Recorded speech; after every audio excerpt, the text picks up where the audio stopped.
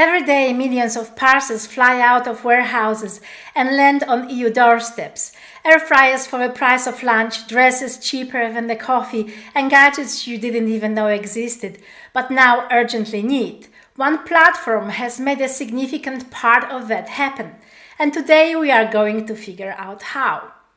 This episode is not Temu bad, it's not Temu amazing, it is Temu explained. For you, the EU shopper. Hi, I'm Joanna and this is WebshopSavvy, where we talk about online shopping done safely, confidently and without ending up with a spinning wheel trauma response every time you see a countdown timer.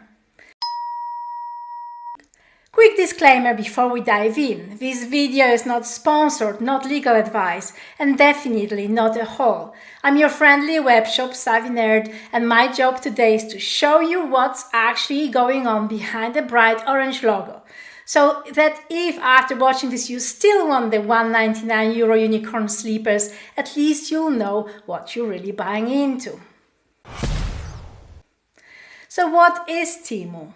In plain language, it's a Chinese-owned online marketplace, part of a company called PDD Holdings, the same group behind Pinduoduo, which is a massive in China. Temu launched in Europe in April 2023. Within roughly 2 years, it had gone from being a name nobody have heard to one of the most downloaded shopping apps in the world. The model it runs on is called consumer to manufacturer, or C2M. Instead of classic retail chain, factory, importer, wholesaler, retailer, and then finally you, Temu connects you directly to the manufacturer.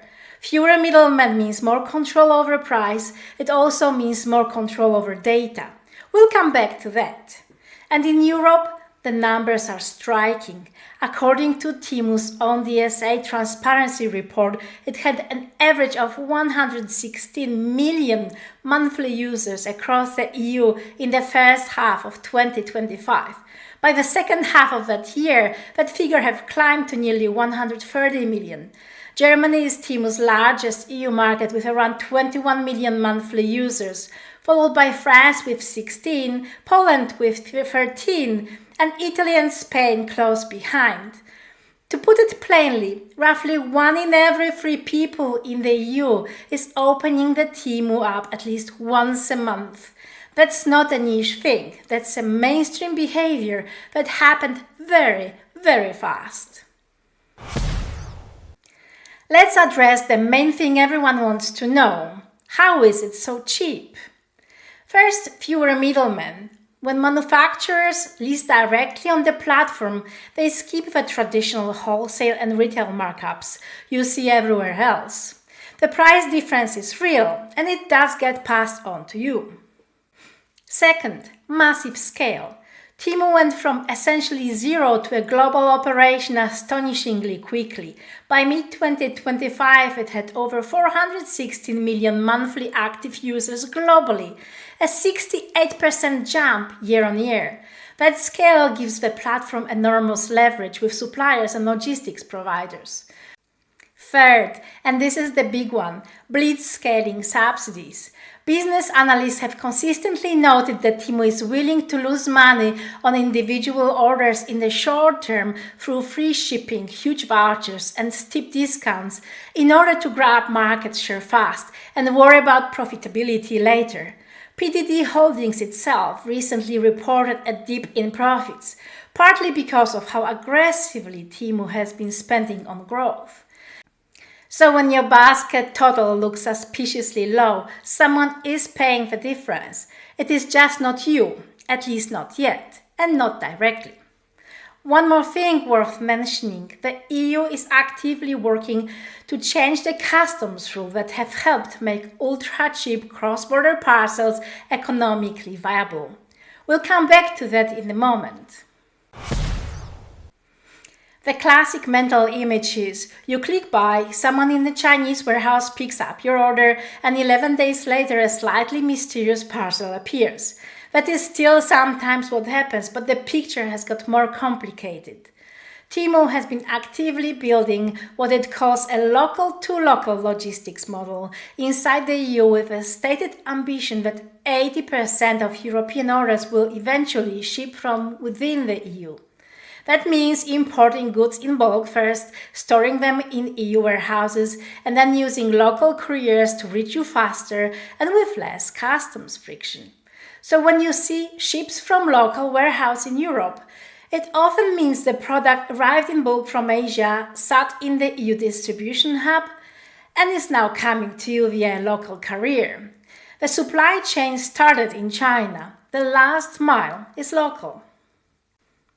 Now, speaking of customs, this is where things are changing fast, and it is relevant to you as an EU shopper. Until very recently, parcels under €150 from non-EU countries entered the EU without paying import duties, only VAT applied.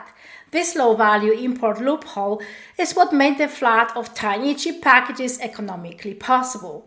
In November 2025, EU finance ministers voted to eliminate that exemptions entirely. A temporary €3 flat customs fee on a small parcels will come into force from 1st of July 2026, with a more permanent structure following when the EU Customs Data Hub goes live in 2028. The era of zero-duty micro-parcels is effectively over. What this means for Temu prices remains to be seen. Some of those costs will likely be passed on, some absorbed. But the regulatory landscape is shifting, and prices may not stay as eye-wateringly low as they currently are. Alright, let's look at the app and talk about what's actually happening in there. Temu is e-commerce gamified. Spin-to-win wheels, flashing countdown timers, only 3 left at this price notifications, referral bonuses, endless coupons you have to burn before they expire. All of it is designed to do 2 things: keep you in the app longer and push your basket size up. The recommendation engine learns quickly. It figures out what you click on, especially if you're hunting for bargains, and starts serving you a relentless stream of ultra-cheap, high-volume items. It leans hard into dupe culture and the micro add-on. You came in for a phone cable, but here is 89-cent screen wipe to go with it, and a €1 phone stand. And suddenly it's 20 minutes later and you're emotionally negotiating with a spinning wheel for 30 cents off a garlic peeler you absolutely did not need. The EU Commission has actually flagged this specifically. As part of ongoing investigations into Temu under the Digital Services Act, regulators are looking at what they describe as addictive design features and whether their recommendation algorithms create risks for users' well-being. So this isn't just WebshopSavvy being judgmental about garlic peelers, it is formal regulatory concern. Temu is not the only platform that uses these tactics, but it uses them very aggressively, and understanding the design means you can see the difference between you shopping the app and the app shopping you. So what are you actually trading when you hit buy on Temu? Let's be honest about it. First, quality and durability. When prices are this low, material quality and production consistency get squeezed. Some things will genuinely surprise you, others will feel like a single season proposition. Expect variability, not reliability. Second, returns and customer service. With cross-border supply chains and EU warehouse logistics mixed together, getting something returned and refunded can be more complex than returning to a local EU retailer. Even if the app tries to simplify the process, read the returns policy before you buy, not after. Third, and this one is serious, product safety. In July 2025, the European Commission issued preliminary findings that Temu is in breach of the Digital Services Act for failing to properly assess the risks of illegal products in its platform. A mystery shopping exercise found that EU consumers are likely to encounter non-compliant products, including unsafe baby toys and small electronics with safety issues. Separately, consumer group Euroconsumers tested a range of Temu products and found that almost 2/3 were non-compliant, failing at least one test parameter. The worst categories were children products and electronics. Temu faces potential fines of up to 6% of its global turnover if a DSA breach is confirmed. The company says it's cooperating with the investigation and has invested in automated and human review systems. The investigation is ongoing. None of this means you should never buy anything from Temu. For many households in Europe, especially during cost of living crunch, these prices feel a genuine gap. But it does mean you should think about what you're buying. A neon phone case or a decorative candle holder. Low stakes, knock yourself out. Something your child chews on or something you plug into your wall that deserves a higher standard of scrutiny than looked good in the app. Right, practical time. If you're going to use Temu or similar platforms, here's how to do it in the WebshopSavvy way. 1. Check the seller and the reviews. Look for EU customer photos and specific, detailed comments rather than suspiciously perfect 5-star ratings or one-word reviews. Real reviews are messy, good reviews are specific. 2. Do a quick comparison with a local alternative. 30 seconds on the search engine can tell you whether the discount is real or whether it's just loud.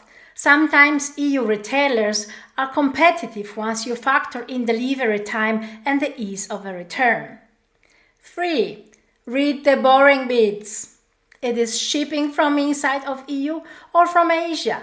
What's the actual delivery window? Is the return free or do you pay postage? Is the refund cash back to your account or only store credit? 4. Choose your risk level wisely. Use these platforms for low-stakes, non-critical categories, decor, accessories, novelty items, things that you can afford to be wrong about. Be much more careful with electronics, safety gear, items for children, or anything you're going to use regularly over a long time. And 5. Remember the customs change coming in July 2026. Prices on direct from Asia orders will likely shift. If something you want is available from an EU warehouse, that may become the better options, both for speed and for keeping your costs predictable.